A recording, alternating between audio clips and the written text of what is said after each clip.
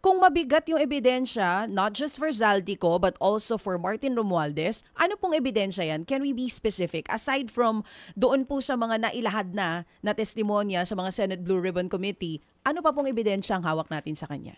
Yung pong mabigat para sa amin, yung pong dami ng kontrata na nakuha ng mga kumpanya linked to former Congressman Zaldico. Oo, Kasi pero kung titignan niyo po yung dami ng mga pero kontrata. Sec Vince, kontrata Yes, kay Zaldico, pwedeng makonekta kay Zaldico. Ano pong kaugnayan nun kay former Speaker Martin Romualdez? Kasi po, nung panahon. Ano po ulit? Sorry, Sec, medyo naputol po kayo. Ano po ulit? Sorry po. Lumobo po, dumami ang mga kontrata ni former Congressman Zaldico, yung sa mga kumpanya ni former Congressman Zaldico, nung kapanahunan na siya ay naging appropriations chairman. In fact, dun po sa aming pagbibigang, halos nag-times 3 po ito. Sec Vince, sorry po sisingit na po, obligado na po ako sumingit din habang hindi pa tapos si Chacha. Sorry Sec Vince kasi napakasimple po ng tanong ni Chacha at para po hindi maguluhan na nakikinig sa atin, pwede ho naman natin sabihin diretsahan ang tamang sagot kung meron po kayong tamang sagot.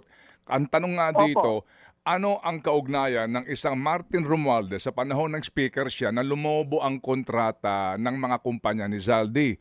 Ano naman ang kaugnayan ni Martin Romualdez kung sakali man po na ibinoto si Zaldico ng Kamara bilang House Committee on Appropriations Chairman? Nasaan ang anomalya doon?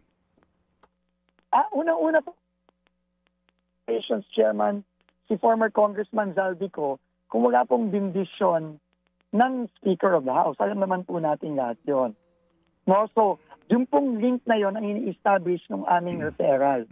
At dun din po sa mga testimonya ng iba't ibang personalidad sa Blue Ribbon, pinapakita din po yung deliveries, alleged deliveries ng mga pera both kay former Congressman from Congressman Zaldico, papunta din po kay former Speaker Martin Romualdez.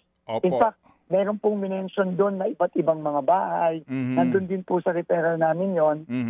Sa Forbes Park, meron din pong minention na bahay sa Aguado. So, yan po, lahat po yan, sinama po namin doon sa aming referral sa ombudsman. At sabi naman po ng ombudsman, siya po ay magdadagdag pa ng ebidensya para po maka-establish ng mas mabigat na kaso pagka magpapile na po siya sa Sandigan Bayan. Pero ang public perception pa rin, bakit parang puro maliliit na isda yata yung nauuna? Oo, nakakasuhan at baka posibleng mahuli. Makakakita po ba kami ng mga mugshot ng mga proponents? Tingin ko po, parating na po yan. No? Parating na po yan. Ngayon nga po, halimbawa po, no?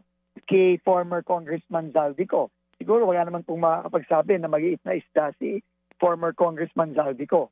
Ang ating problema lang nasa abroad po siya. No?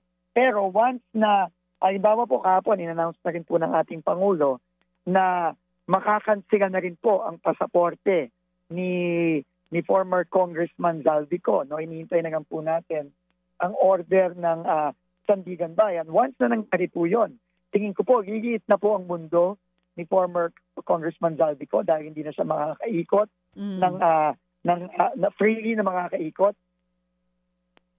Oo, yes po, Sec Vince.